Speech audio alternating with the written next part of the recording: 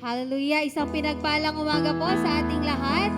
Lahat ng naririto sa bahay sambahan, maging sa mga nanonood ngayon via live streaming. Bigyan po natin ng isang malakas na palakpak ang ating Diyos sa buhay. Hallelujah! Hallelujah! Muli, tayo po ay mag-focus sa ating pagsamba, sa ating pagpupuri sa ating Diyos na buhay sa umagang ito. The Lord deserves the highest praise and our worship. Amen? Hallelujah. Father God, we thank you. We continue to give you all the praises, all the glory and adoration. Panginoon, salamat po sa umagang ito, sa bawat isang naririto, sa bawat isang nakikinig, nanonood online, Panginoon. Dalangin namin, O Diyos, na Ikaw, Panginoon, ang siyang maranasan ng bawat isa sa aming pagsamba sa oras na ito. Lord, we ask for your Holy Spirit to fill us, na siyang makaniig namin, Panginoon, sa aming pagsamba, O God. Lord, we thank you sa aming kalakasan sa umagang ito at hayaan mong ibalik namin sa iyo ang lahat ng papuri at pagsamba. Sa iyo ang lahat ng kalwalhatian sa pangalan ng iyong anak na si Jesus. Amen. Amen. Hallelujah. Let's praise the Lord. Panginoon, kami narito ngayon upang muling magpuri, upang muling sumamba sa iyo, Diyos.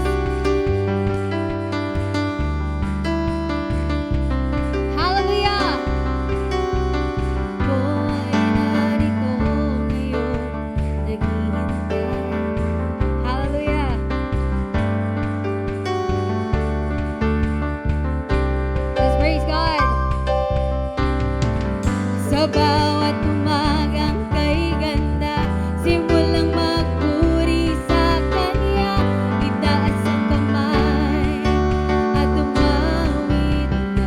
Sa bawat araw na dumarating, Sa bawat araw na dumaraan, Panginoon, Ikaw ang dahilan sa lahat ng ligaya.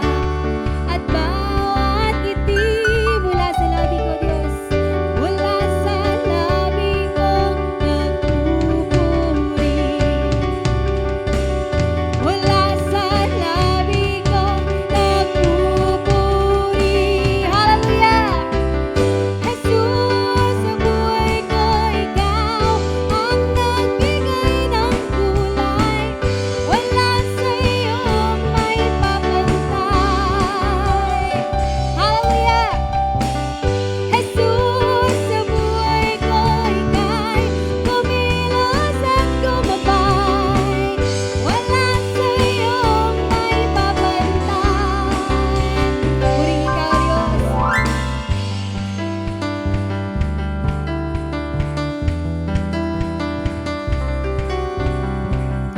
Sa bawat umagang kay ganda, simulang magpuri sa Kanya, itaas ang kamay at tumawid na. Sa bawat araw na dumaraan, Panginoon, Ikaw ang dahilan sa lahat ng ligaya. At bawat ngiti mula sa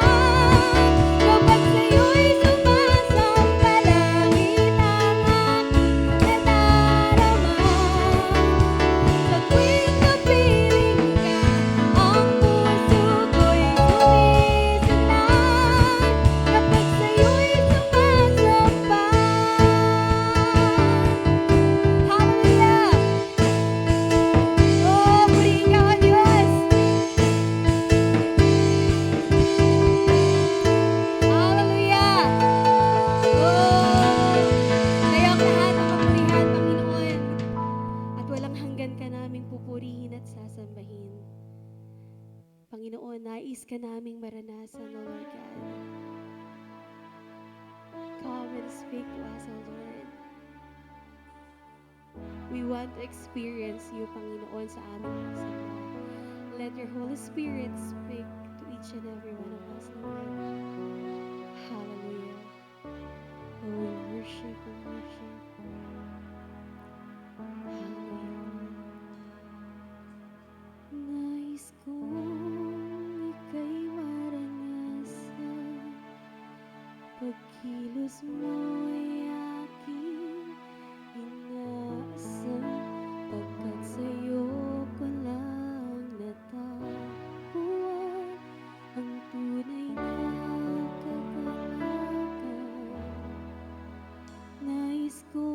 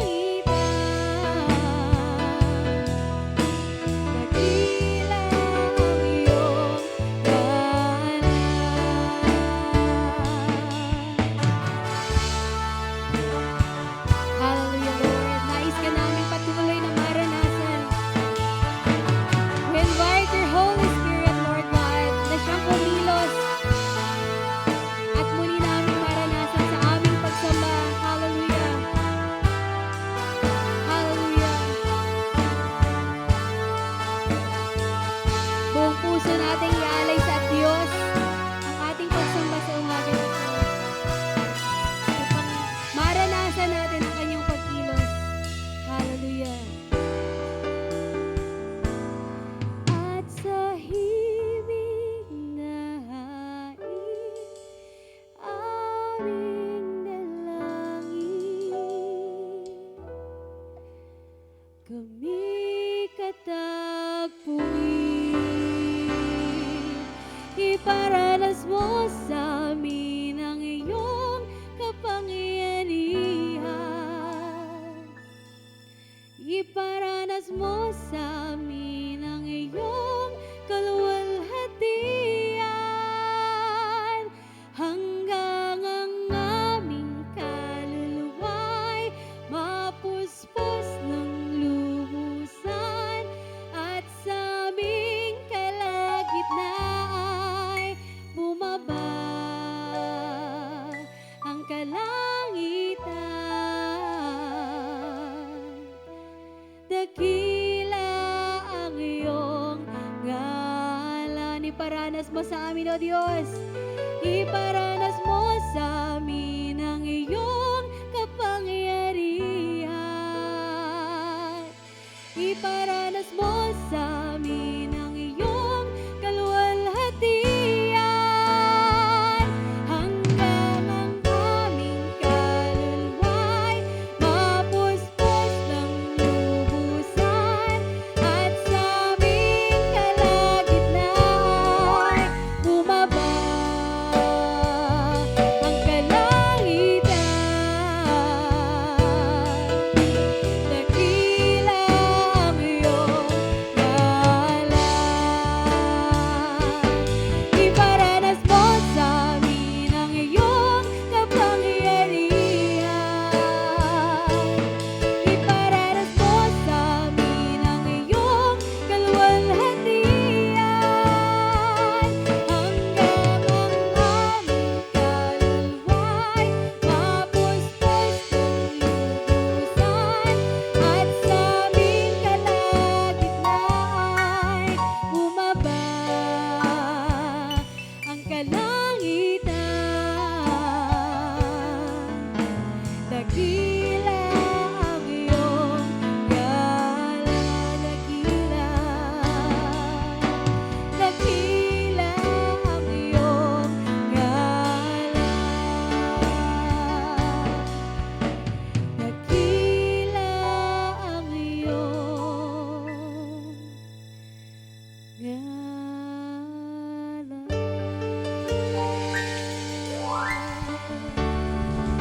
Hallelujah. Dakila kasalan, paborit ka, O Diyos. Ang Diyos ng mga Diyos, ang Hari ng mga hari, ang nag-iisang Diyos na aming pinupuri noon, ngayon, at magpakailanman. Purihin ka sa kaitaasan naming Ama. Hallelujah. Hallelujah, Lord. Salamat, Panginoon, sa presensya mo. At dalangin namin, O Diyos, na patuloy kang mangusap sa bawat isa sa amin, Lord God. Speak to us. Yung mensahe mong mapapakinggan namin sa umagang ito, Lord, we know, God, na may nais kang iparating sa amin, may nais kang matutunan namin, Panginoon. And Lord, help us to keep that, Panginoon, that word sa aming puso, sa aming buhay, Panginoon. Hallelujah, hallelujah. We thank you, Lord God, at muli sa iyo lamang lahat ng papuri at pagsamba sa matamis na pangalan ng iyong anak na si Jesus. Amen. Amen.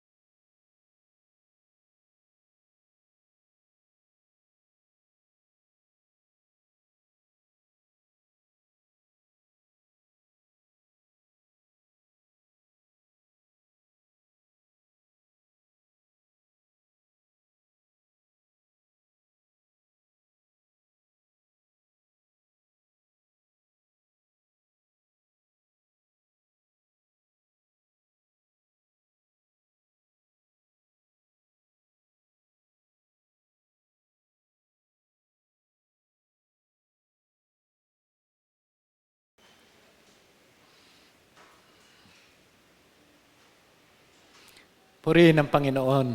Hallelujah. Yes, bago tayo dumako sa ating pag-aaral ng salita ng Panginoon, tayo po ay magkakaroon po ng communion. Let's celebrate the Lord's Supper. Sabi sa 1 Corinthians chapter 11, verse 23, "For I received from the Lord what I also passed on to you. The Lord Jesus, on the night he was betrayed, took bread, and when he had given thanks, he broke it and said, 'This is my body, which is for you. Do this in remembrance of me.' In the same way, after supper, he took the cup, saying, 'This cup is the new covenant in my blood. Do this whenever you drink it in remembrance of me.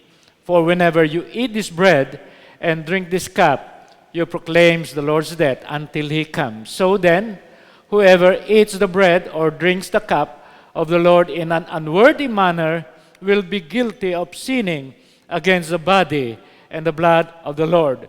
Everyone ought to examine themselves before they eat of the bread and drink from the cup."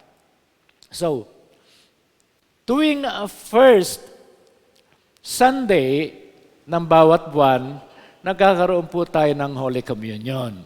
Okay. At ang significant ng pagkakaroon natin ng Holy Communion ay walang iba kundi alalahanin natin ang ating Panginoong Hesukristo. Saan natin alalahanin? Sa lahat ng mga bagay na Kanyang ginawa para sa inyo, para sa ating lahat. So sa pagkakataong ito, bago po tayo tuluyang dumako sa pagpartake ng mga elements na ito, ng bread at ng fruit of the vine, inaanyayahan ko po ang bawat isa na manatili for a while at mag-reflect po tayo sa ating sarili.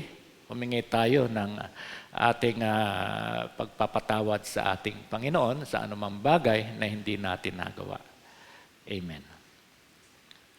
Maraming salamat, Panginoon.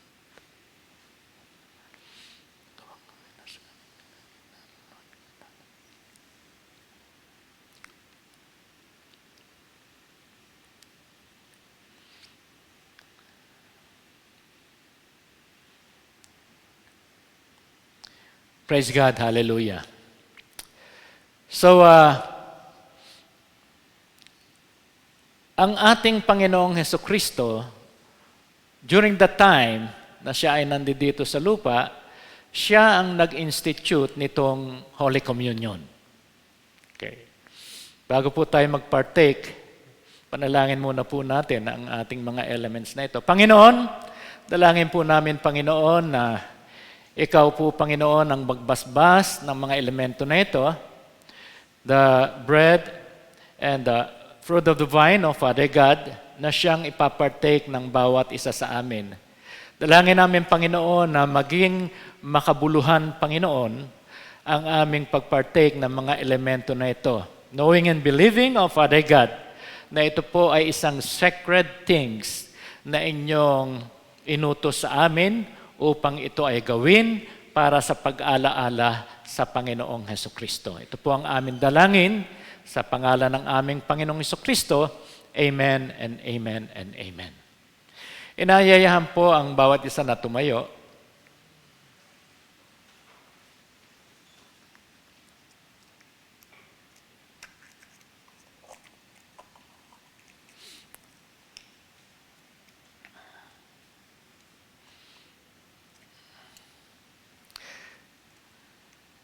Itaas po natin ang ating elemento, yung bread.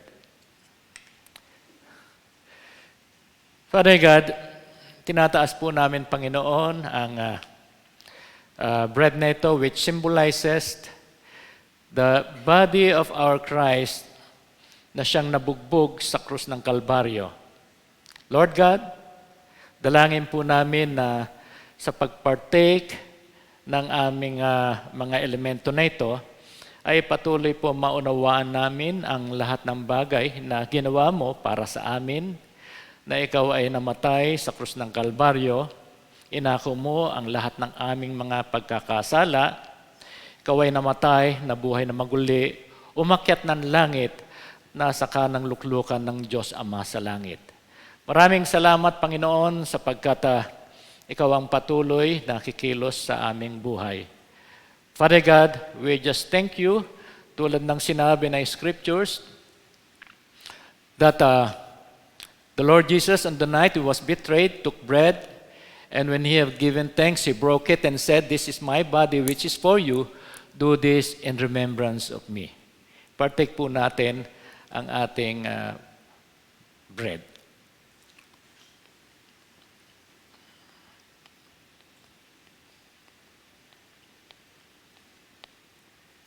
Panginoon, namin pong itinataas ang fruit of the vine.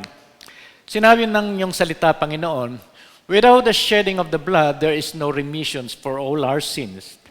At ang iyong mga dugo, Panginoon, ay kapangyarihan sa bawat isa sa amin.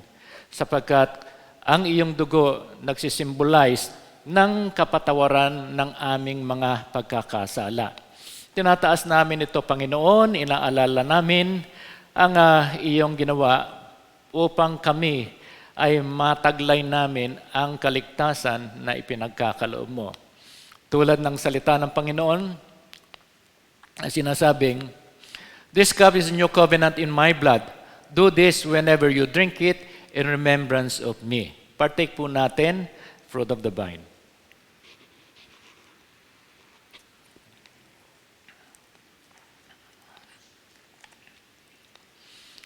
Amen. Praise God. Palakpakan po natin ang ating Panginoon. Hallelujah. Umupo na po tayo. Maraming salamat po.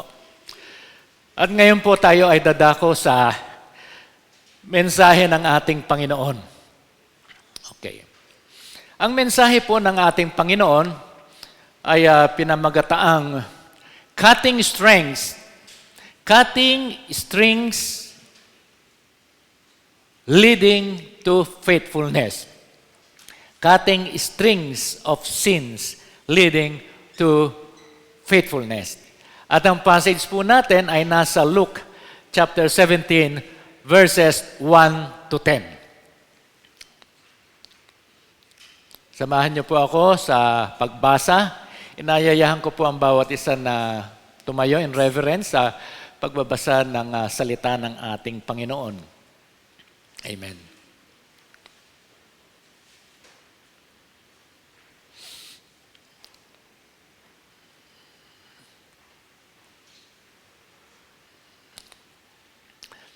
Jesus said to his disciples, "Things that cause people to stumble are bound to come, but woe to anyone through whom they come. It would be better for them to be thrown into the sea with a millstone tied around their neck than to cause one of these little ones to stumble.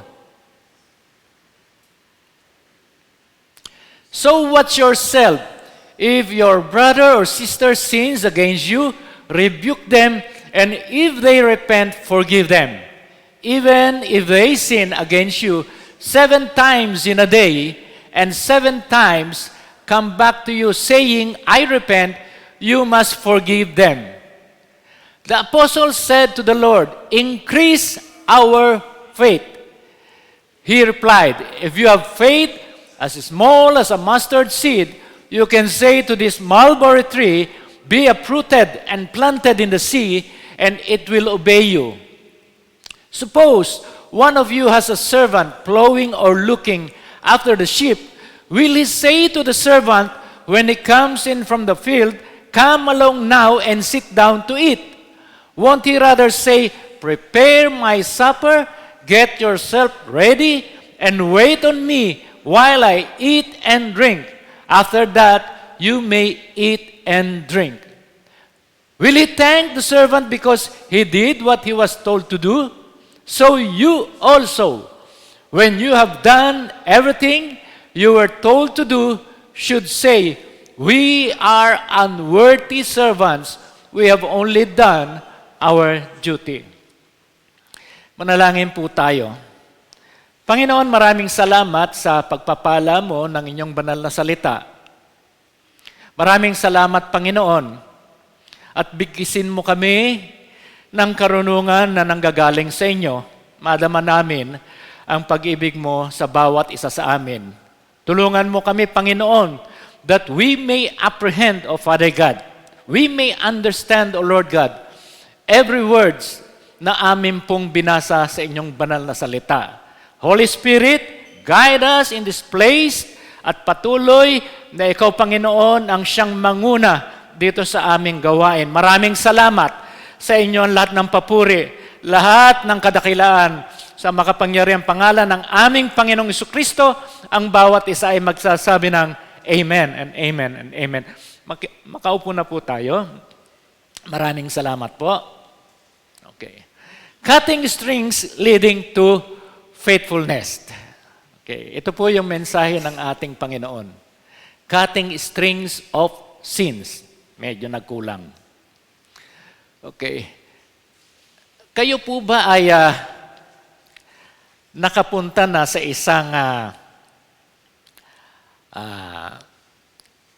factory na kung saan ginagawa ang strings? Hindi pa. Sabagay, ang strings pwedeng strings ng gitara. Ang strings pwedeng cotton strings. Okay. So, yung cotton strings, probably, alam natin na ito ay naka-attach sa mga damit. But then, dito sa ating pag-aaral, tignan po natin. Kung nakikita po natin yung slide, okay. Dito po sa mundong ito, ang tao po ay minamanipulate po ng kapwa-tao. It might be na ang tao ay minamanipulate ng pera, ng mga influence, ng pride, at ng iba't ibang bagay that cause sin. Yung manipulation na maaring mangyari sa isang tao ay tiyak natin na sila ay dinadala sa kasalanan. Kung titignan po natin ito, nanonood po tayo ng mga puppet show, okay, yung strings ay hawak-hawak ng kamay, at kung saan idadala ng kamay yung puppet, ito ay sumusunod. Kung ano ang kilos ng daliri, yun din ang kilos ng puppet. So, ito po yung sinasabi natin dito sa sanlibutan na ito. Na kadalasan, tayo po ay namamanipulate ng tinatawag ng kasalanan. Kung tayo po ay magiging bukas ang ating kalooban at alam natin na tayo ay namamanipulate, ano ang dapat nating gawin? We must cut that string. Because that string of sins cause us to do more sins. Putulin po natin ito at hayaan po natin na ang maging control sa buhay po natin ay walang iba kundi ang ating Panginoon Diyos. Sa ating Panginoon Diyos, okay, hindi niya iaalaw na tayo ay magkaroon ng strings. In the Lord God, we have freedom. But on top of our life, on top of our being, ang may control nito ay walang iba kundi ang ating Panginoon Diyos. Hindi niya tayo pwedeng sakalin at hindi niya tayo pwedeng gawing puppet tulad nito. We are being given freedom upang sumunod sa ating Panginoon Diyos. Sa pagsunod natin sa ating Panginoon Diyos, free tayo. Ngunit ang pagsunod natin sa ating Panginoon Diyos ay according doon sa kanyang kalooban. So, sa atin mga mananampalataya, hindi dapat mangyari ang bagay na ito. Okay. Kung kaya't ang kinakailangan sa atin ay makita natin kung ano ang sinasabi ng ating Panginoong Jesucristo dito sa atin binasa na passage. At sa ating binasa na passage, no, there are things in the passage that could revolutionize our country, our society, if we as Christians cut those string of sins, then we can walk in righteousness and remain to be faithful in our Christian life. Kung titingnan po natin, hindi po madali putulin yung strings na yan. Bilang minsan tayo, mga mananampalataya, minsan nahihirapan tayong putulin yung strings na yan. Ngunit, if we cut those strings, doon po magsisimula, doon po tatakbo ang buhay natin, sapagkat tayo ay mayroong pananampalataya that we may grow in faithfulness sa ating Panginoon Diyos. By the way, itong topic na ating pinag-uusapan, ito po yung kasunod pa nung faithfulness na pinag-aralan natin nung nakaraan. Nung nakaraan, very significant, yung ating nakita na rope. And this one, strings naman. So, sinasabi po natin, if we cut those string of sins, we believers, magpapatuloy po tayo na lumakad doon sa kalooban ng ating Panginoon Diyos with our faith, going to have a life of faithfulness sa ating Panginoon Diyos. Tingnan po natin yung mga bagay-bagay na kinakailangan makita natin dito sa passage natin. Number 1, a string of sins bring judgment. Sapagkat kung titignan po natin yung verse 1 and 2, ang sinasabi doon, Jesus said to His disciples, tandaan po natin, ang kausap ng Panginoon Jesucristo dito, mga disciples po things that cause people to stumble are bound to come. Yung mga bagay-bagay na pwedeng ma-stumble ang tao ay darating sa atin. Minsan, darating sa ating mga kaibigan. But woe to anyone through whom they come. It would be better for them to be thrown into the sea with a millstone tied around their neck than to cause one of these little ones to stumble. Tingnan po natin, ang ating Panginoong Jesucristo has a severe warning. And leading another person into sin brings heavy judgment. Ito po yung tayo po dito, nabubuhay dito sa mundong ito bilang mananampalataya. And as Christians, I believe that we are a role model. Tama ba? Hindi yata Amen. We are a role model. We are a role model kung saan man tayo inilagay ng ating Panginoon Diyos. In a particular place where God has put us. Sa church, sa eskwelahan, sa opisina. So, tayo po ang pinaka-role. At ang dapat nakikita sa atin ay yung bagay na hindi dapat makita doon sa pangkaraniwang kasama natin. Kaya dito, ang ating Panginoong Jesucristo, the Lord was speaking to His disciples. Sabi ng ating Panginoong Jesucristo sa kanyang mga disipulo, guard against this grave sin. Okay. We are in this world na patuloy na sa ating kabaligiran ay maraming tukso. Amen. So, if we yield doon sa mga tukso na yan at tayo ay nagkasala, wag naman po dapat na ma-mislead ang ibang kasama natin dahil doon sa ating ginagawang kasalanan. Sapagkat kung sinasabi natin role model po tayo, dapat wala pong nakikita sa ating hindi magiging katitisuran ng ibang tao.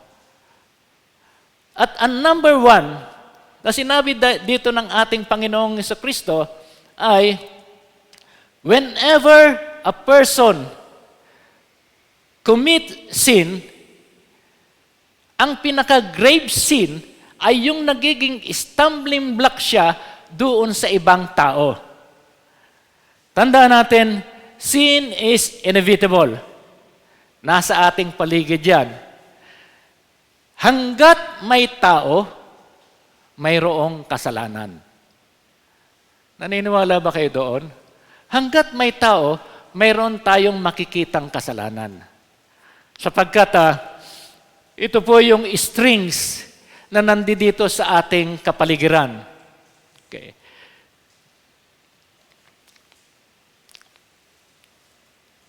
Sin enters the world. Sin enters every place. Sin enters the government. Sin enters the business. Sin enters everywhere, the marketplace.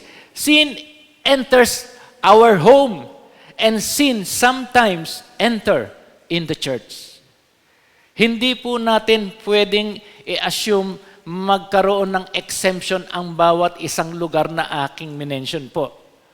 Lahat po yan. If there is no person, maaring walang kasalanan. Pero hanggat mayroon tao, mayroon tayong makikitang kasalanan. At ang number one na binibigyan babala dito ng ating Panginoong Jesucristo na yun tayo bilang mananampalataya, we should not be a stumbling block. Hindi dapat tayo ang magiging katitisuran ng ibang tao. Anyone who seduces other to sin, ito po yung mga tao na pinipersuade pa ang iba na magkasala.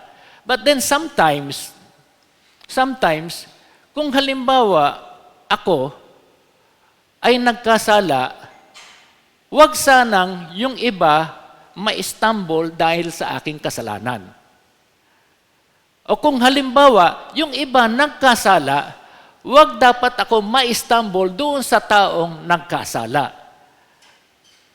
Sapagkat kung ito ang mangyayari, na ikaw ang magiging dahilan para ma-stumble ang tao, it is a grave sin na sinasabi ng ating Panginoong Jesucristo. Stumbling block is anyone who discourages a person from following and serving Christ.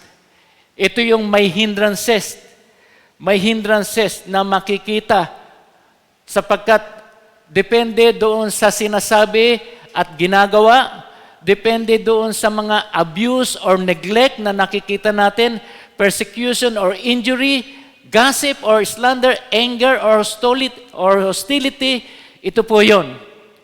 Leading others to sin is heavily condemned by the Lord Jesus Christ. Kahit na nga sa pagkain Okay.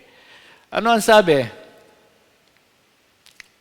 Sabi dito sa Romans 14 verse 15, if you brothers or sisters distressed because of what you eat, you are no longer acting in love. Do not by your eating destroy someone for whom Christ died. Dahil lamang ba sa pagkain, mai-stumble yung tao? Mayroong weak and strong faith. Kung tayo po ay may strong faith, i-accept po natin yun isa na mayroong weak faith without quarreling over disputable matter. Hindi sa pamamagitan ng pagkain ay mai-stumble yung isang tao. Hindi ako kumakain yan. Bawal yan sa Kristiyano. Kinakailangan, huwag ka rin kumain yan.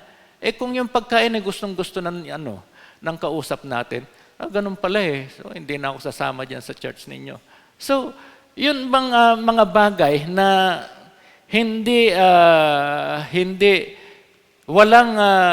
walang sense na dapat pag-usapan minsan nandoon na nagiging stumbling block sa ating mga kapwa mananampalataya. Nagkaroon ng acceptance. Okay. Pinapupuntaan lahat kung sino ang gustong tumanggap sa ating Panginoon. Okay. Huwag sanang hayaan natin na kung sino ang kinukonvict ng Panginoon na pumunta para mag-accept sa ating Panginoong Jesucristo sa harap, pabayaan po natin. Ang mahirap po, yung tinutulak po natin sa harapan, yung mga mananampalataya, lalong-lalo na, "Hoy, sister, brother, bago ka, punta ka doon sa harapan." Tandaan po natin, it is not healthy.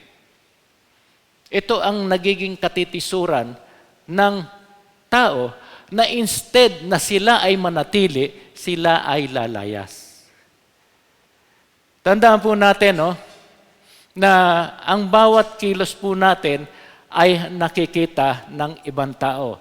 Ang bawat labas ng bibig po natin ay nakikita. Why? Because baka po tayo ay maapektuhan ng string of sins na nasa ating kapaligiran. Okay. Tulad halimbawa na sinasabi, nakikita nyo itong millstone.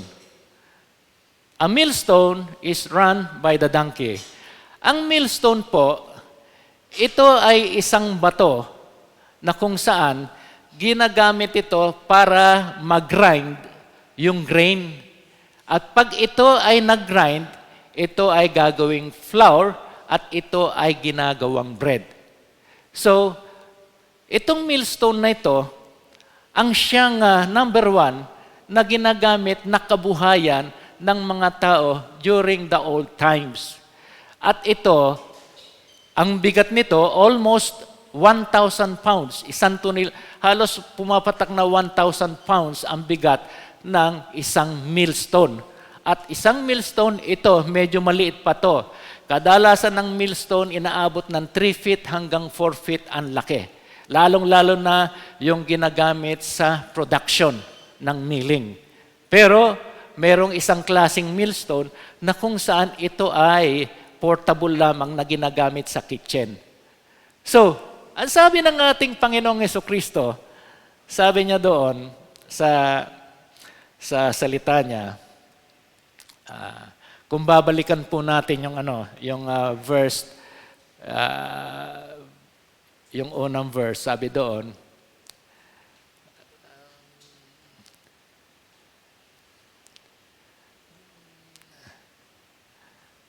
it would be better for them to be thrown into the sea with a millstone tied around their neck than to cause one of these little ones to stumble. Ibig sabihin, kinumpare ng ating Panginoong Jesucristo yung kasalanan na nagiging stumbling block sa isang millstone. At yung isang millstone, alam po natin yung bigat ng millstone. Dito niya po ikinumpare yung bigat ng kasalanan ng isang taong nagiging stumbling block sa isang millstone. So kung tao ang nandiyan, hindi niya kakayanin na ito ay paikutin at i-grind. Kung kaya't kadalasan ang ginagamit nila dito ay ang donkey.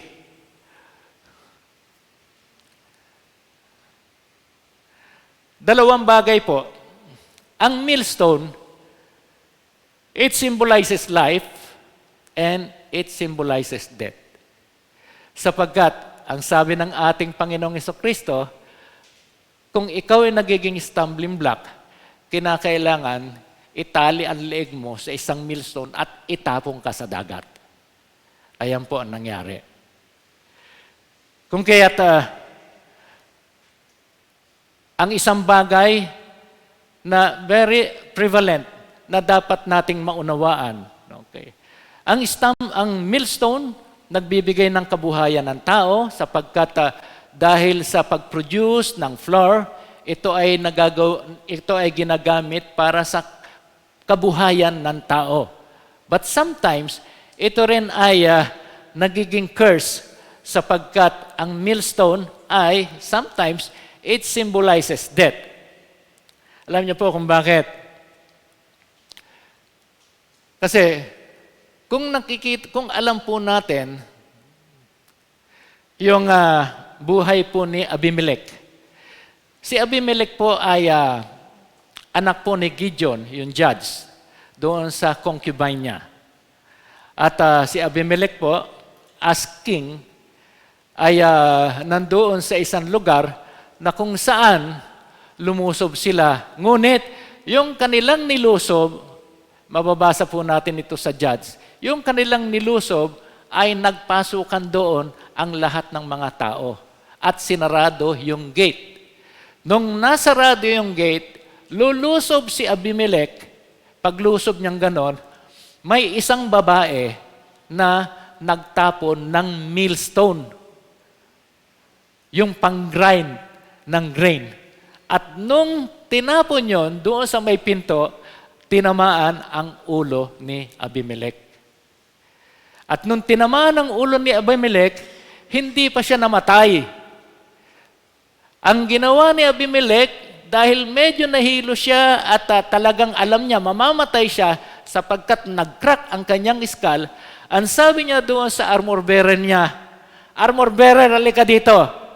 Ikaw ang pumatay sa akin. Sapagkat ayaw ko na ang babae mismo ang nakapatay sa akin."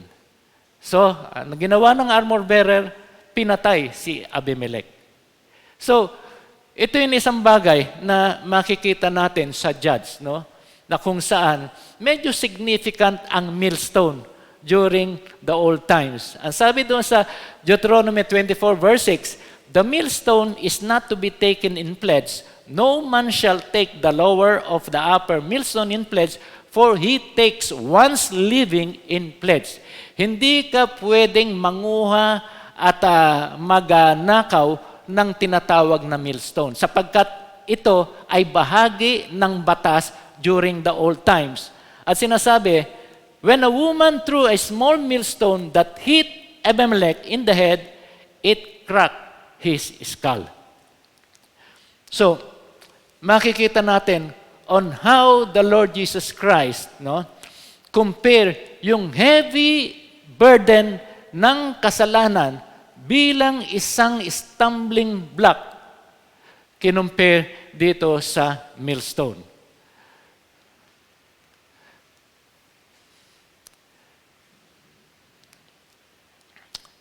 Pangalawa, a string of sins needs rebuke and forgiveness. Okay. And this restore one's faith. Ang sabi sa verse 3 and 4, "So watch yourself. If your brother or sister sins against you, rebuke them, and if they repent, forgive them. Even if they sin against you 7 times in a day, and 7 times come back to you saying, 'I repent,' you must forgive." Ito po, makikita po natin dito, yung compassionate at yung pagiging merciful ng ating Panginoon Diyos. Makikita po natin ito sa katauhan din ng ating Panginoong Hesukristo. Yung tinatawag po na unforgiveness, this should not be seen sa bawat mga mananampalataya. Yung sinasabi natin na, dahil sa ginawa mo sa akin, hindi kita mapapatawad. A Christian should not confess those words. At yun, unforgiveness, hindi dapat makita ito sa buhay ng isang mananampalataya. So, sabi ng ating Panginoong Hesukristo, lumapit man sa atin ang isang makasalanan 7 times, at 7 times siya nagrepent, patawarin natin siya. How merciful, how compassionate ang ating Panginoon Diyos. But then, it should not be a license for us, mga kapatid. Okay. It should not be a license na dapat nating gawing bagay yung magkasala sapagkat patatawarin naman tayo ng ating Panginoon Diyos. So, dito makikita po natin dito, yung sinasabi po sa 2 Timothy chapter 3 verse 16. Ano ang sabi doon? All scriptures is God's breath and is profitable and useful for teaching, rebuking, correcting, and training in righteousness, so that the servant of God will be equipped for every work of God. Yung pong bagay na yan, teaching. Ang tao po, minsan kinakailangan turuan Turuan ng tama. Pero, pag hindi po maturuan ng tama ang tao, at laging nagkakasala na lang, at laging ginagawa na lang ang kasalanan, kinakailangan po natin siyang i-rebuke. Teaching, rebuking. Ngayon, pag ni-rebuke natin siya, we should rebuke with love and compassion. Kung pagkatapos natin i-rebuke, natural, ibigay natin sa kanya kung ano yung tama. We must give them the correct things upang siya ay matuto. Ngayon, kung halimbawa, tinuruan mo, pagkatapos ni-rebuke mo, pagkatapos kinorek mo, walang nangyari, ano ang kinakailangan? Kinakailangan na dito, i-seminar na ito, mentoran na ito, i-train na ito for righteousness. Upang bilang isang servant of God, siya ay ma-equip. So, ito po, sinasabi dito, we must rebuke those brother and sister who sin. Kung nagkasala po, huwag po kayong magagalit kung tayo po ay nare-rebuke sa mga bagay na nagawa natin na hindi tama. But then, para doon sa nagre-rebuke, I pray that we should rebuke with love and compassion, sapagkat ito ang gusto ng ating Panginoon. Believers are to correct those who sin against them and do them wrong. Bakit? To allow sin to continue is to indulge and to give license to sin. And the last thing God wants is for sin to be indulged and given the license to run wild. Ibig po sabihin ganito. Pag hindi po natin kinorek ang kasalanan, yung kasalanan po ay magpapatong-patong. We are giving the person the right, the freedom to sin. Bakit? Hindi natin kinorek Pinabayaan natin Ngayon, dahil pinabayaan mo ang kasalanan, yung tao lalong mag-i-involve na gumawa ng kasalanan at lalong ikaw ang mananagot. You are responsible sapagkat pinabayaan mo yung tao na nagkasala, alam mong may kasalanan, but you never rebuke him or her. Ngayon, ano ang kinakailangan?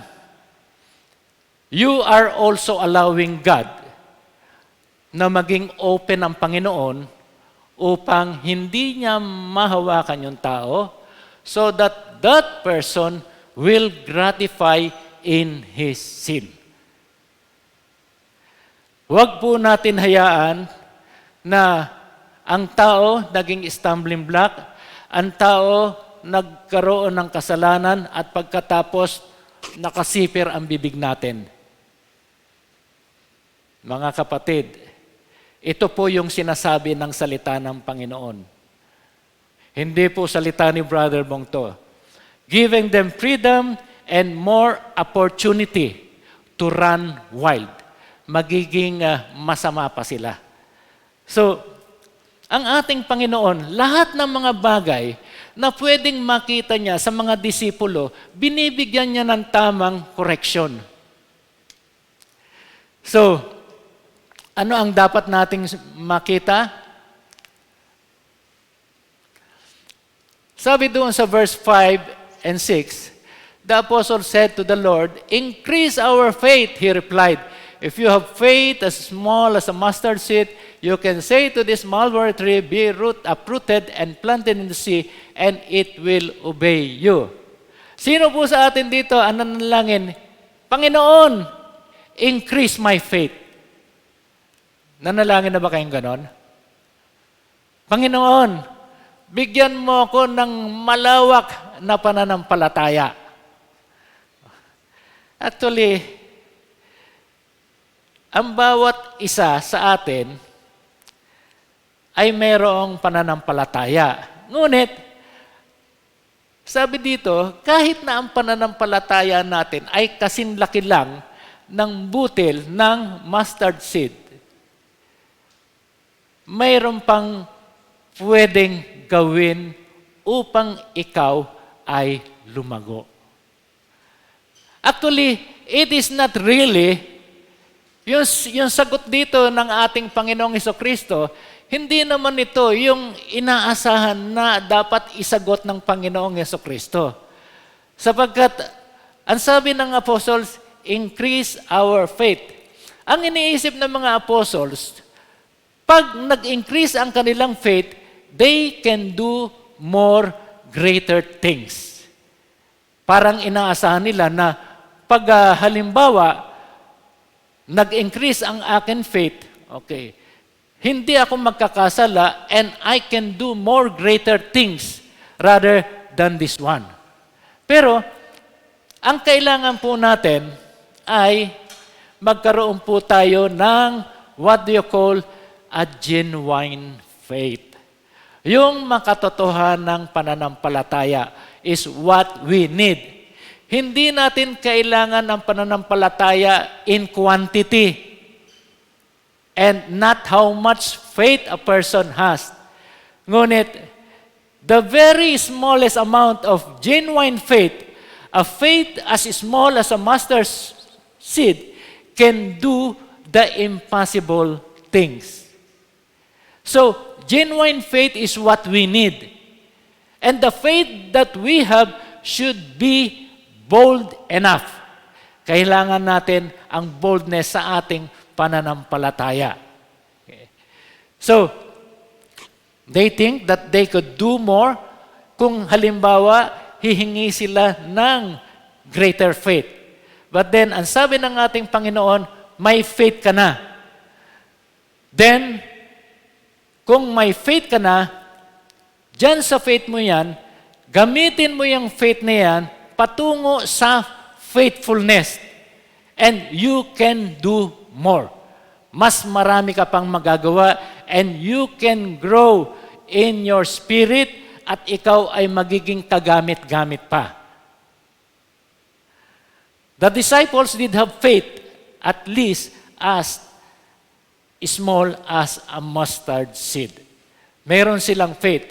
Ngunit, ang nangyayari, you just aren't using it. Ang pananampalataya natin ay hindi natin ginagamit. Supposed to be, yung pananampalataya natin, if those strings of sins were cut, doon kikilos ang pananampalataya natin at doon yung pananampalataya natin, we can develop it to faithfulness. Ang kailangan sa atin dito ay faithfulness sa ating mga ginagawa. Aftermath, sabi dito,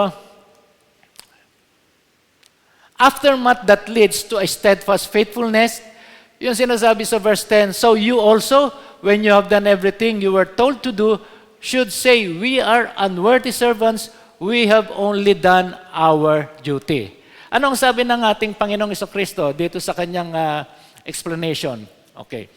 Yung isang servant, nasa cattle nagpapakain, nagpo-plow ng fields. So, kinakailangan niya doon endurance. Pagkatapos niya magtrabaho doon, uuwi siya sa bahay na gabi na, dahil nasa field siya. Uuwi siya na gabi na at pagkatapos, magpiprepare siya ng pagkain at ihahain niya para ipakain doon sa kanyang master. So, Pagkatapos nyon, ng kanyang trabaho, tulog na yung kanyang mga kasama sa household, siya matutulog pa lang. Kinabukasan, gigising siya ng umaga, gumagawa na siya doon sa kanyang household. Ngayon, yung kanyang master, ang mga tao doon sa bahay, ay natutulog pa. Huling natutulog, unang nagigising. Our Christian life is not a volunteer. Hindi po tayo volunteer na naglilingkod sa ating Panginoon. Kung volunteer po tayo, we may accept everything. Tama na yan. Ganito lang ako. Bukas pupunta ako. Ngayon, hindi. Kung volunteer po tayo, ganun po ang mangyayari. But, as Christians, we are duty-bound doon sa ating ginagawa. So that we may use and we may practice yung ating faithfulness kung saan tayo inilagay ng ating Panginoon Diyos. So, hindi po tayo naglilingkod sa ating Panginoon ng basta-basta lamang. Hindi po tayo naglilingkod na kung ano po ang gusto natin, yun lang. The believer is a servant and a servant is a slave. Okay. The believer is to serve and obey the commandments of God until all the work is done. Kinakailangan matapos muna lahat ng bagay na gagawin ng isang mananampalataya at pagkatapos doon lang siya magpapahinga. The believer is to be humble in his service for the Lord. There is no room for pride or arrogance or boasting. God commands perfection, therefore, He expects humility. Pag nagawa na natin yung ating pagiging faithfulness, sometimes nandoon pumapasok yung pride. Kaya dumami yan kasi ako kasi ang ginamit ng Panginoon. No. If you are faithful, then dapat makita po sa atin yung humility and humbleness. What is the conclusion? Only after cutting those strings attached in our life to the Lord Jesus Christ and made Him to be the only one attached on us, then we can be a servant, duty-bound to be faithful. Meron po akong kwento bago po ako Si King Henry III, okay. Dahil siya ay naging king, monarchs, sabi niya sa kanyang sarili, sawa na ako maging hari, sawa na ako dito sa palasyo. Ang gusto ko naman, magkaroon ako ng buhay na kung saan I will contemplate. Ang ginawa ni King Henry, pumasok siya sa monastery. At doon, siya ay winelcome ng superior ng monastery, si Prior Richard.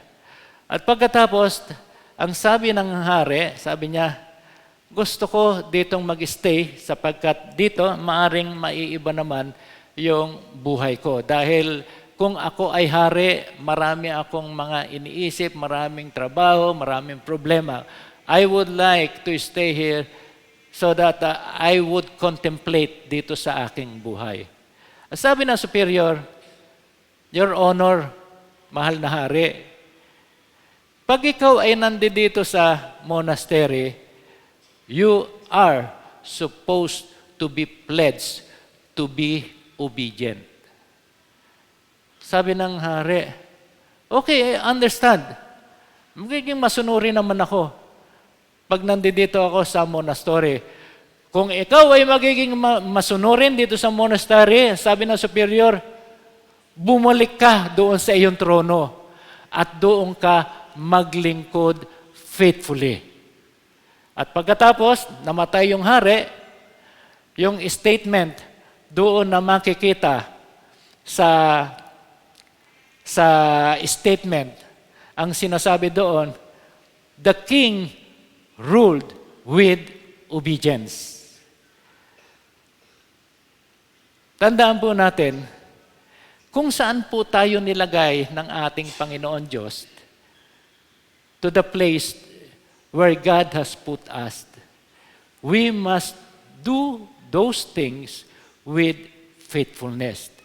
Dapat kung saan ka nilagay ng ating Panginoon Diyos, doon ka maglingkod ng mayroong katapatan. Anywhere sa ating buhay na saan tayo tinawag ng ating Panginoon Diyos. Manalangin po tayo. Panginoon, maraming salamat po, Panginoon, sa aming pag-aaral ng iyong banal na salita. Patuloy po, Panginoon, na sa aming napag-aralan ay mabuksan po ang aming puso, Panginoon, at makita po namin ang lahat ng bagay na dapat naming sundin sa aming buhay. Panginoon, Ikaw ang Diyos na makapangyarihan sa lahat. You are the faithful God. At dahil Ikaw ay faithful, help us, O Father God, that each and every one of us may be faithful sa inyo, O Lord God. Faithful in the place where we are after cutting those string of sins in our life so that we may be responsible, O Father God, doon sa aming kinatatayang responsibility. Lord, marami pong salamat sa inyong banal na salita. Marami pong salamat sapagkat alam namin na kayo ang patuloy na hihipo sa amin at patuloy po, Panginoon, na maipadarama ninyo ang inyong compassion, ang inyong mercy, ang inyong provision sa buhay po namin. Maraming salamat at minsan pa sa inyo namin binabalik ang pinakamataas na papuri, pagsamba at pagdakila sa makapangyarihan at banal na pangalan ng aming Panginoong Jesucristo. Ang bawat isa ay magsasabi ng Amen and Amen. Palakpakan po natin ang Panginoon. Hallelujah.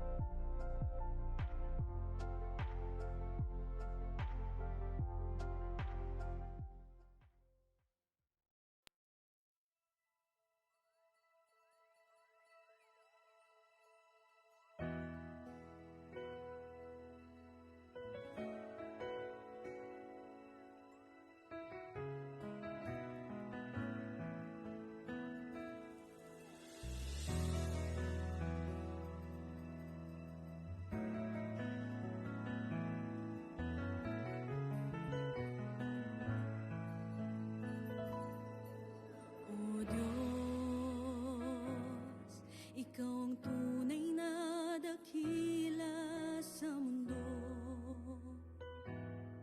Ikaw ang haring nagmahal ng tulad ko. Ginawa mong lahat, pag-ibig mo